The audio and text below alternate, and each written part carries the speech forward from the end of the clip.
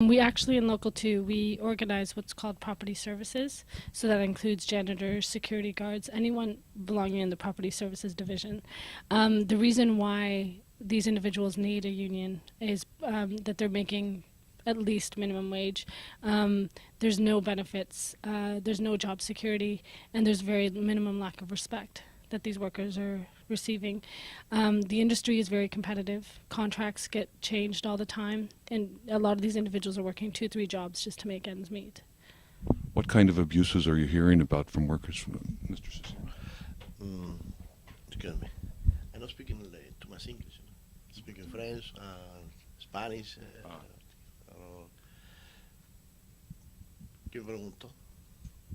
¿Cuáles son los abusos que enfrenta la gente aquí que ustedes quieren organizar? Quelle sorte des abus? Des abusos. Des abus des employés. Les abusos des employés, c'est toujours la discrimination, la exploitation. Et ils ne sont pas respectés. Il n'y a pas de droit. Les travailleurs d'entretien ici à Ottawa, il n'y a pas aucun droit. Il n'y a pas de seniorité, il n'y a pas... Et rien, même pas les salaires, ils ne sont pas payés comme il faut, ils sont payés minimum, c'est le salaire minimum, en bas du salaire minimum. Et ça, c'est ça qu'on est en train de faire une campagne qui s'appelle J4J, Justice for Janitors. Et c'est ça notre travail ici avec nous. On travaille pour la SEIU Local 2. Et on est en train d'organiser toutes les compagnies pour arriver à un salaire juste. Et pour faire vivre sa famille. C'est ça notre travail ici. Ms. Sharma, what kind of stories are some of the workers telling you about things that happen to them in the workplace?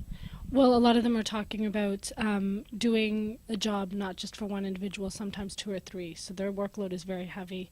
A lot of the times they cannot complete certain tasks that were assigned to them when they're called to do something else. When their tasks are not completed, then they're reprimanded by their supervisors. There are a lot of health and safety issues that come into play. Some of the individuals have never received any training as to what kind of chemicals they're using. A lot of the times there's no labels on the products that they're using, so they're having health effects to them. Mm-hmm. So that's one of the things that comes up. Another thing too is in terms of not getting any respect, a lot of these individuals are newcomers to Canada. They don't know their rights here, and a lot of their supervisors manipulate on the fact that they are new to the country, they don't know their rights, and they need this job in order to make ends meet.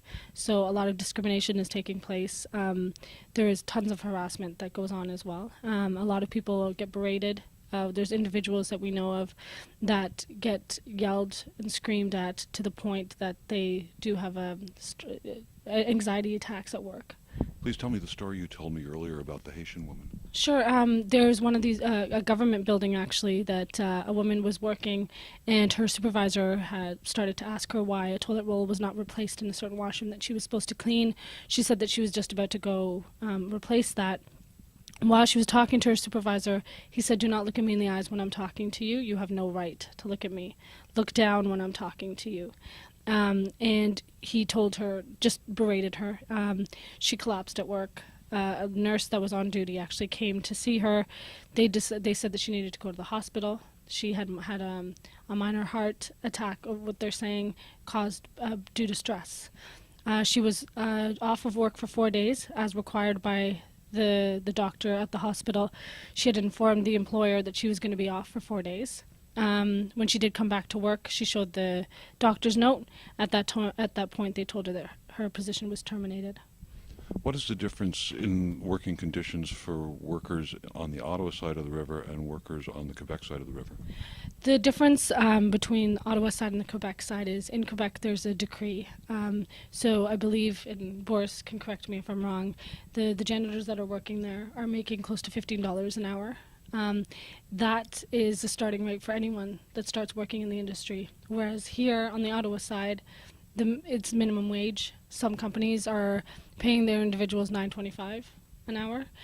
There is more job protection on the Quebec side. They are actually doing the same work, but they're getting paid significantly higher on the Quebec side. what's involved in organizing workers in this sector? It must be very difficult to contact them. They work in small groups, often late at night. How do you manage to get enough people together to form unions? Well, it's actually unions are workers standing together to make improvements. What we do is there's a lot of individuals that come forward saying that they want a union at their workplace. One specific example is Bayshore Mall. There was one individual who works for a company who contacted us and said he wanted a union. He came with us, gave us information about the employees that he worked with, and he actually talked to them. We actually give union cards for individuals to sign if they believe in forming a union. In the law is that at least there needs to be 50% of people that are in favor of a union, and that's how much support we need by the union cards. With SEIU Local 2, our goal is not 50%, it's actually 65%. So we want at least majority of the individuals wanting the union, because during the process usually takes it could take anywhere from a few months up to 6 months. And during the time that the employer finds out about the union drive, they try every scare tactic to convince the employees that they don't need a union. So we make sure that during that time we don't have that much wavering. So when a union drive does take place, we have individuals that will say, okay, these are the people during the shifts. During that campaign drive we had at Bayshore Mall, there were 3 different shifts. So we went and talked to the workers during those 3 shifts. You must be working 24/7. Well, pretty much, what we say is a lot of the times janitors say, well, you know, we're working late hours. I said, well, we work the hours that you work, right?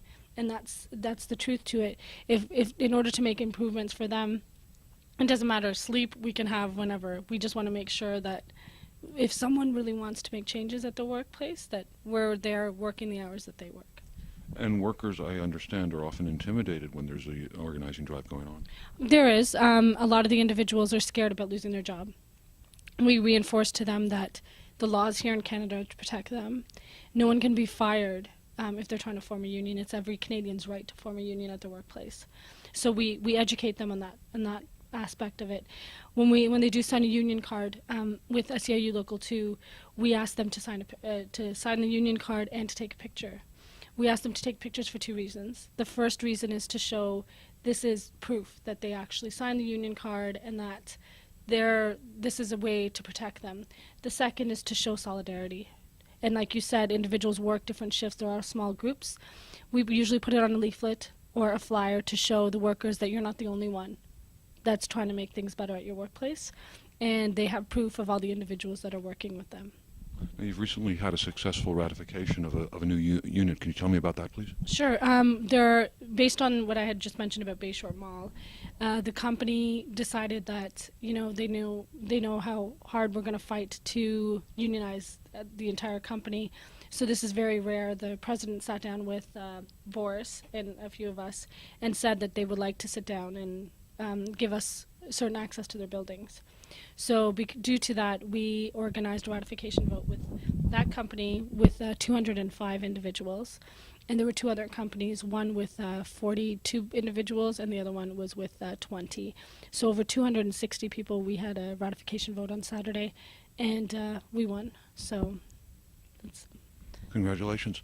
In the United States, there have been campaigns in many cities for a living wage, for municipal ordinances to bring all local workers up to a wage that they could actually live on. And I understand that kind of thing is beginning in Canada. Can you tell me what's happening here in Ottawa along those lines?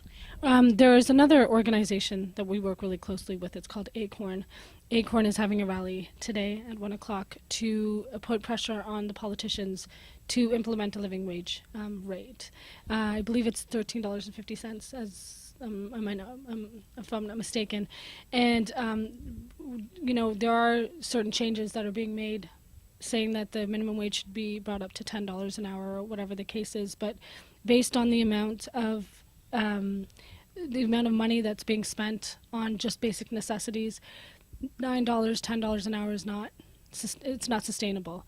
A lot of these individuals that we work with are not just working one job, they're working sometimes 2-3 jobs. So we think it's really important for all organizations and all unions to come together and make sure that all our workers are represented under